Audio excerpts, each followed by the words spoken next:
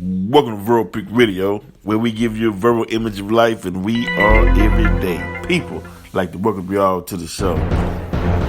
It's a great day, but it's a melancholy day as well. As the jury, they find the three white men guilty of the murder of ahmaud-arbery, right?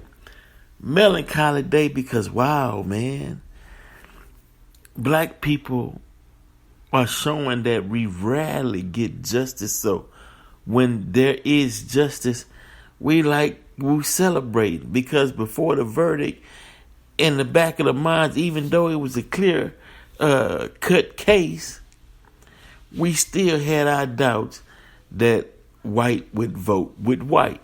Right now, why do we still think that way? Let me explain to you why. This is why we think the way we think, right? Now, here's Cleta Mitchell. Cleta B. Death E-Rage Mitchell. And when I say Death E-Rage, her middle name, Deathereage, when you break it down in syllables, a.k.a. Death Rage Mitchell.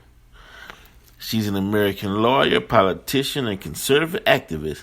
Elected in 1976, Mitchell served in the Oklahoma House of Representatives until 1984, representing District 44 as a member of the Democratic Party. In 1996, she registered as a Republican. Now, who is Cleta Mitchell, right? Well, Cleta Mitchell was the lawyer for Trump, who was involved with Trump with the Stop the Steal, and Trump actually won the election, and she was the lawyer, and they got her on the telephone conversing with Trump on their false ideas that somehow this election was stolen from it, right? And she played a major role in that, right? Now, check this out. She wrote, this is her thank you letter. She wrote, many thanks to the bipartisan support. Let's wait. We gotta rewind that. Many thanks to the bipartisan support, meaning both Democrat and Republican, I received to serve on advisory board of Election Assistance Commission. Wait a minute. How she get on the board with Democrat and Republican vote to vote her while this was going on with the ahmaud-arbery trial? See, they'll give you something over here, but they'll take away something over there, right? That's their balance, right? So while you over here celebrating justice, which you rarely get, they sliding in Cleta, right? Cleta, the EAC was established after the 2000 presidential election aimed at Democrats' claims that President W. Bush was not legitimately elected. So they formed this because the hanging chads and what was going on. Now, Trump used her as a lawyer, and she was going along with the Stop the Steal and whatnot. And now she's ahead of the Election Assistance Commission. Can you believe that? Meaning that, hey, next time around, Trump is putting his people in certain key positions to where he or a Republican feel like they're shoo-in, playing that's how the game is played, right? Now, let's get back to the ahmaud-arbery trial, right? Let me tell you what sunk the trial, right? The stupidity of the Michaels, right? One, all three of them, right? William Bryan, Let's start with him. You record yourself as if you was hunting down an animal, and then turned over the recording to the authorities, and you thought that that was evidence to prove that you were innocent. Right? Now we gotta it's stupidity, right?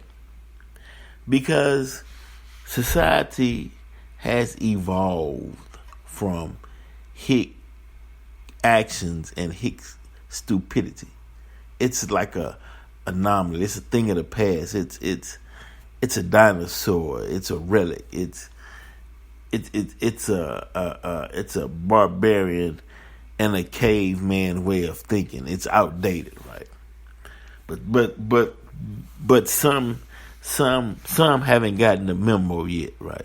Some think the old hillbilly we can be racist and say anything and shoot black people down the streets, and hey, we even got some cops on our side, and hey, we come to get you guys, and we don't like the way you wear your pants, and we don't like the way you look, and we don't like white women dating black men, and we don't like it. Man, yeah, okay. All of this, that's dead. All of it is dead, right? A jury found 3 white men guilty of murder and other charges in the fatal shooting of ahmaud-arbery, right? They shot him early last year. Travis McMichael, who fired the shots, was found guilty on all 9 counts, including malice murder and 4 counts of felony murder. His father, right, another dummy, who was running in the house, get the gun, we gonna trap him, right? Gregory McMichael was found not guilty of malice murder, right, but guilty of felony murder and all other charges, right? The neighbor, William Roddy Bryan, who recorded video of the killing, was found guilty of 3 counts of felony murder, 1 count of aggravated assault, false imprisonment, and criminal attempt to commit a felony. He was not convicted of malice murder, 1 count of felony murder, and 1 count of aggravated assault. Right? And in their minds, right, they felt as though this was, the 20 years ago, the 50s, 60s, 70s, some parts of the 80s, some parts of the 90s, I guess. They thought it was still those times to where they thought, look. This is what their lawyers telling them, and prepping them, and hey, look, okay, this white society's not gonna convict you, right? We gotta stick together, and we gotta talk in code to where we reach the jury, right? Hey, hey man, the guy was in the house talking about ahmaud-arbery. We told him to stop. We want to talk to you, right? But they didn't identify themselves. And if you notice, if you watch the trial, the way he was explaining how he spoke to ahmaud-arbery when they approached him, when they in the truck, was if they were saying, hey guy, what are you doing, through the neighborhood? We'd like to talk to you. It's how he made it, right? But when they played the actual recording, he was, hey, stop before I blow your fucking head off. Oh, yeah, wow, okay, whoa, that's a threat. Right?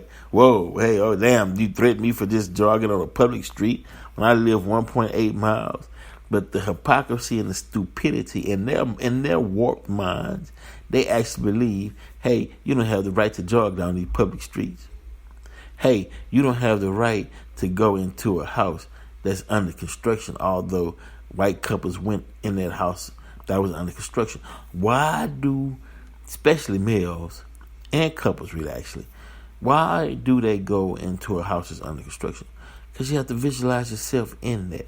You might want to be a house builder one day. You want to get a glimpse and see how it's done in action, because it's always a sight to see when you see something at its beginning stages, and then when it's complete, you like, yeah, I remember when you put the floor here. Okay, you start here with the cement foundation, right? Then and they said, well, how do you know? Because man, I went and looked at a house that was under construction, and this is how they were doing it.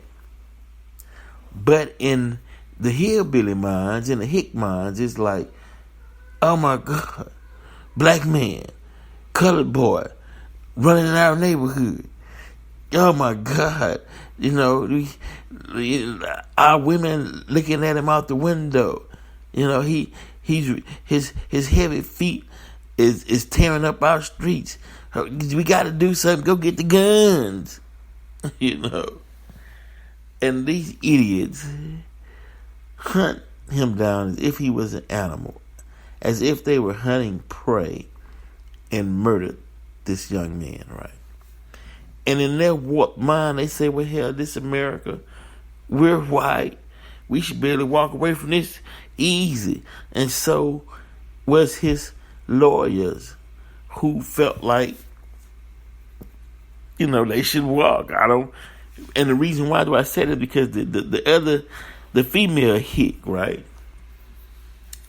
She gets in front of the judge and she says his long, skinny legs,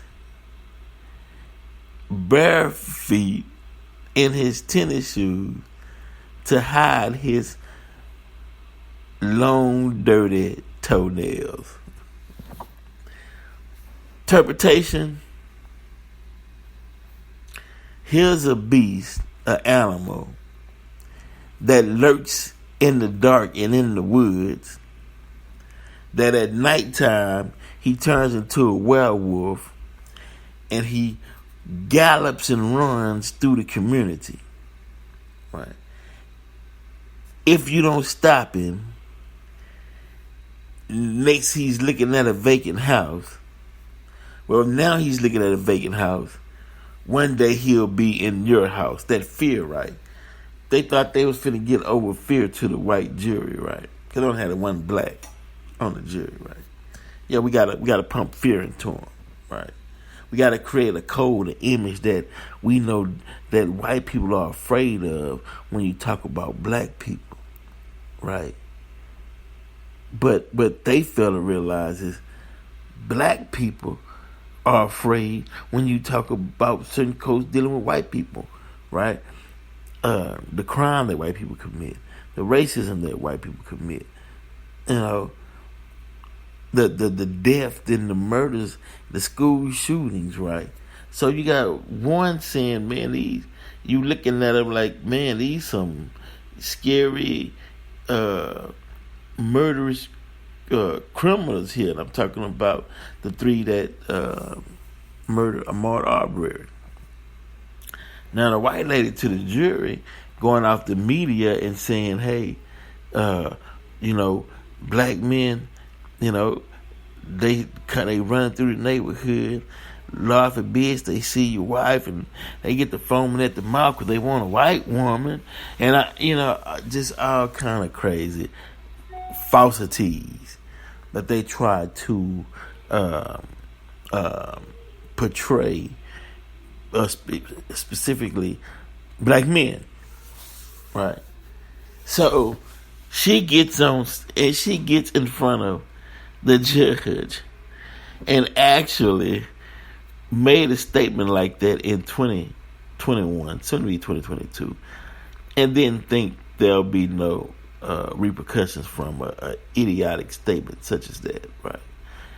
People were like, did she just actually show her ignorance on the national spotlight? Yes, she did. Right. His long, skinny legs,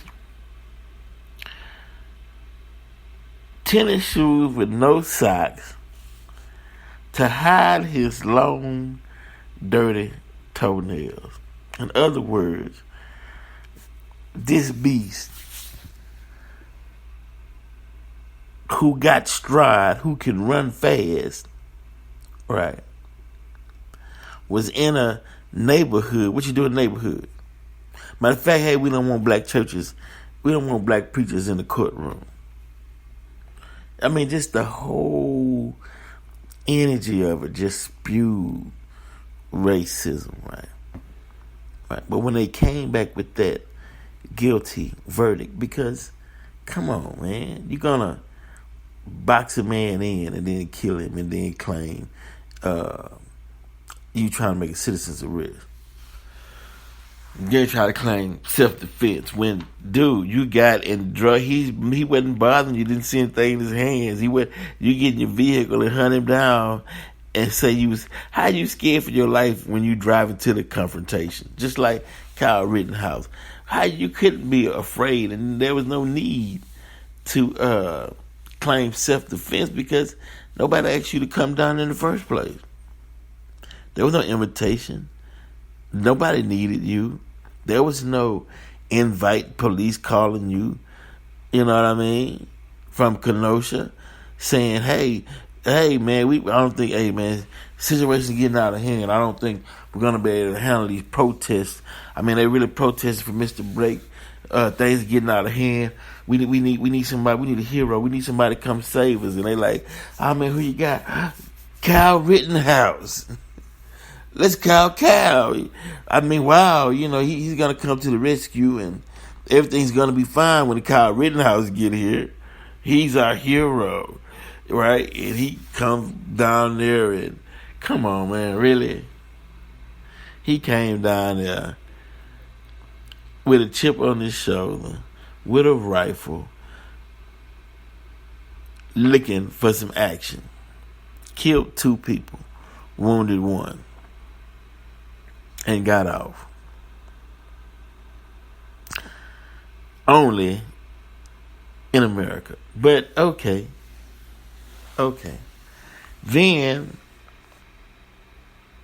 to the 3, come on, man. The 3 involved in the ahmaud-arbery case was just 3 dumb, stupid, idiot hillbillies who thought they had a prey and hunted this man down and killed him, used racial epithets after they killed him.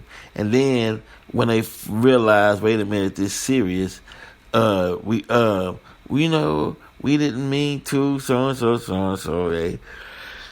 Yeah, heard the story, man. We've been down this road so many times, right? So they get convicted. And then right on the heels of that, this Cleta Mitchell. Wow. Right. Cleta Mitchell. She comes in and now she's over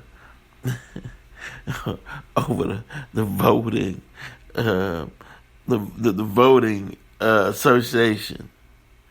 Right? I mean, you can't write this stuff, man. You cannot write this.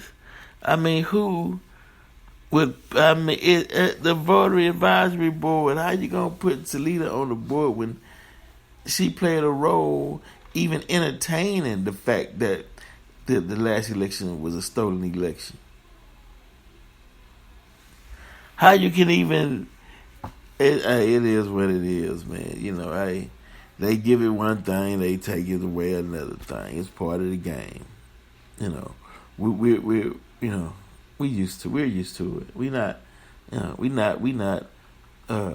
crying and whatnot. Trust me, if anybody knows how the game is played, black people know how the game is played. Now, before we get out of here, though, look, and I know you all heard me say this before on the show. Black on black crime will. It's not that it has to stop. It will stop. Trust me. Y'all don't stop killing each other. Y'all don't stop targeting each other. Y'all don't stop preying on each other. Y'all don't stop fighting each other. Watch what I tell you. It's pretty soon, you don't have no choice. But the thing about it is this. It's called grace. It's called mercy. It's called it's called evidence, right? You put your evidence, your defense down on the table, right? Hoping that the party that you're speaking to will understand and make a turn for what's right on their own without being forced to do it. So the first time you come out and you speak, and I'm going to say the first time for me was Million Man March, right?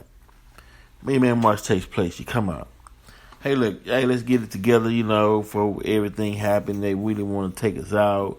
We're going to have to unite and, build our own communities and do for self, right? Okay.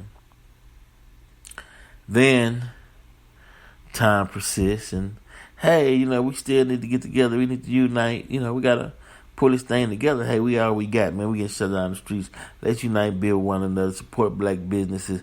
Matter of fact, when the holidays come, don't even give them your money. Let them know you see you're not getting no justice. You're not getting your dollars, right? Okay, cool.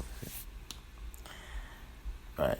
Because the whole thing is for the message to be received willingly, and you see the value in the message, and you say, yeah, that makes sense. It's the right thing to do. Let me stop my evil ways and plotting on my own kind. Let's build, right? Then, if you don't take it, because it's better when you receive the message and understand the truth in it, and then you change on your own, right? But if you see the truth in it and you believe that it's good for you and your people in your community, right? But then you do nothing to help, right, the community, right? Then that grace period, that mercy falls to the ground, and the next step is moving in on you to force the stop of hurting yourself and people in your community, because whether you know it or not, you're hurting God too when you do it, right? So that's why I always said was supply and demand. That's business. Supply and demand. That's business. Create something, create demand, right? And make sure you have the supply. Simple. But how can you think if you bombarded with foolishness 24 hours, 7 days a week? After you don't even have a space or a particular place where you can just go sit down, relaxing, meditating, and plan out your next move. See, that's what's important. So I'm saying this to say, all the great speeches and good talks and how we need to come together as a people, it was a sincere time, because those that saw what was coming around the corner. But they saw two things, or two solutions.